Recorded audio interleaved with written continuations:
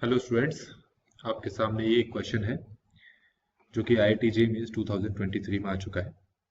अ bag contains 6 balls, ठीक है, of different colours and 2 balls are drawn in succession with replacement.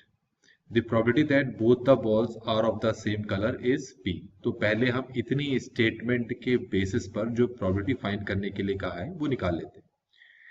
तो पहले आप इस क्वेश्चन को समझ लें। इसका क्या मतलब है कि आपके पास 6 अलग अलग कलर्स की बॉल है, ठीक है, 1 2 3 4 5 6। इस बॉल का नाम 1 2 3 4 5 और 6। अब मैं इनको कलर कर देता हूं। तो ये 6 जो बॉल्स हैं ऑफ डिफरेंट कलर, ये मैंने यहां पर दिखा दिया आपको। अब आपसे क्या कहा है कि आपने 2 बॉल्स निकाली इन सक्सेशन विद रिप्लेसमेंट, मतलब पहली बॉल आपने पिक की, उसका कलर देखा, फिर उसको वापस डाल दिया, फिर अगेन एक बॉल और निकाली, उसका कलर नोट किया और उसको वापस रख दिया। मतलब रिप्लेसमेंट हो रहा है कि बॉल निकालने के बाद वापस भी रखी जा रही है। अब इसमें क्या कहा है, the probability that both the balls are of the same colour is P। ठीक है, चलिए इसको ऐसे मान लेते हैं कि आपने जो बॉल निकाली वो पहली बार भी रेड थी। अच्छा, पहले तो ये समझ लो, अगर तुमने रेड बॉल निकाली इन 6 बॉलों में से, तो रेड बॉल को निकालने की प्रोबेबिलिटी कितनी होगी, 1/6। ग्रीन बॉल को निकालने की प्रोबेबिलिटी कितनी होगी, 1/6। ब्लू बॉल को निकालने की प्रोबेबिलिटी, पिंक बॉल को, ग्रीन बॉल को और ब्लू बॉल को। तो मान लेते हैं कि आपने जो पहली बॉल निकाली वो थी रेड, और फिर उसके बाद दूसरी बॉल भी जो निकाली वो भी रेड है, क्योंकि क्वेश्चन में कहा है कि जो 2 बॉल निकाली है सेम कलर है। या तो ये है या फिर ये पॉसिबिलिटी है। देखो, ये जो प्लस है ना, प्लस हम तब लिखते हैं जब और की सिचुएशन हो, या तो रेड निकाली या ग्रीन निकाली या ब्लू निकाली। तो अब अगर मान लो अगर पहली बॉल ग्रीन निकाली तो दूसरी भी ग्रीन निकाली, और पहली बॉल ब्लू निकाली तो दूसरी भी ब्लू निकाली। ठीक है, इस तरीके से 6 बार करेंगे। तो अगर इसको आप सॉल्व करोगे तो यह आएगा 1/36 इंटू 6, मतलब 6/36। तो काटना चाहो काट दो, तो 1/6 आ गया। यहां तक आपको समझ में आ गया होगा। अब ये P क्या है, P वो प्रोबेबिलिटी है जो क्वेश्चन में आपको पहले से दे रहे हैं। यहां तक समझ में आ गया होगा।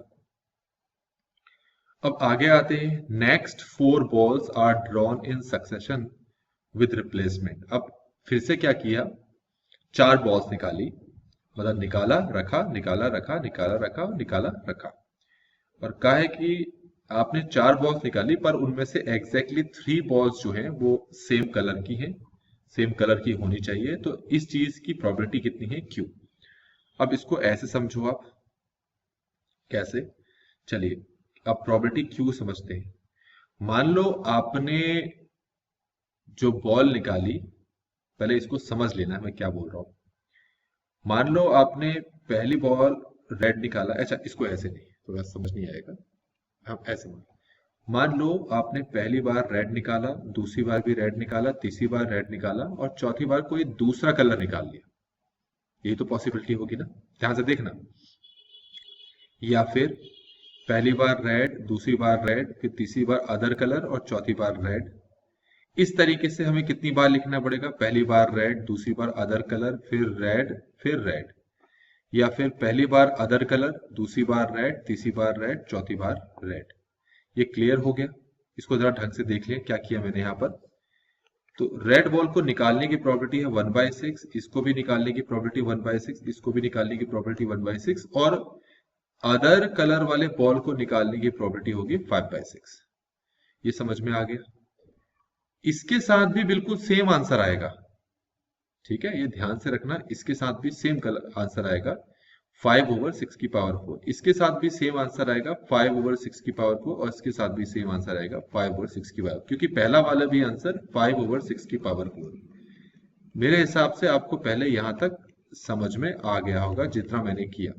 वैसे इसके आगे और करना था, पर अभी के लिए इतना समझो। तो ये कितना आ गया, ये आ गया 4 × 5, 6 की पावर 4। यहां तक क्लियर हो गया। तो आप देख सकते हैं ये जो हिसाब किताब मैंने यहाँ पर किया, ये किसके लिए समझाया मैंने आपको? सिर्फ रेड के लिए। और हमारे पास कितने टाइप्स की बॉल है? 6। तो अगर रेड के लिए हमारा ये आंसर आया था, तो बाकी बॉल्स के लिए भी ये आंसर आएगा। तो ऐसा कितनी बार होगा? ऐसा होगा 6 बार, क्योंकि 6 कलर्स है। ये समझ में आ गया होगा आपको।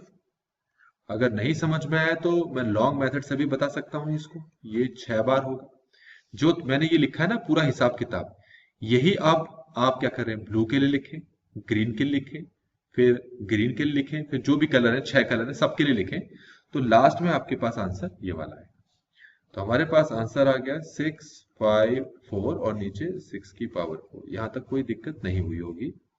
अब हम आते हैं कि हमें P ओवर Q निकालने के लिए कहा है।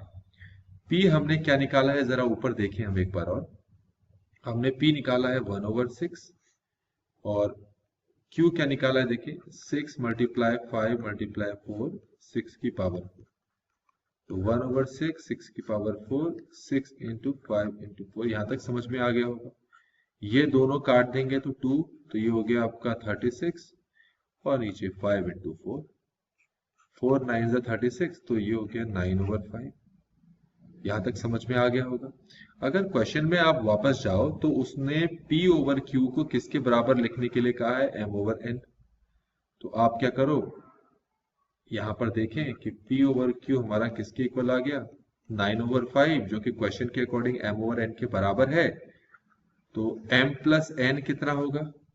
M है 9 और N है 5, ऐड करेंगे तो कितना आ गया आंसर? 40।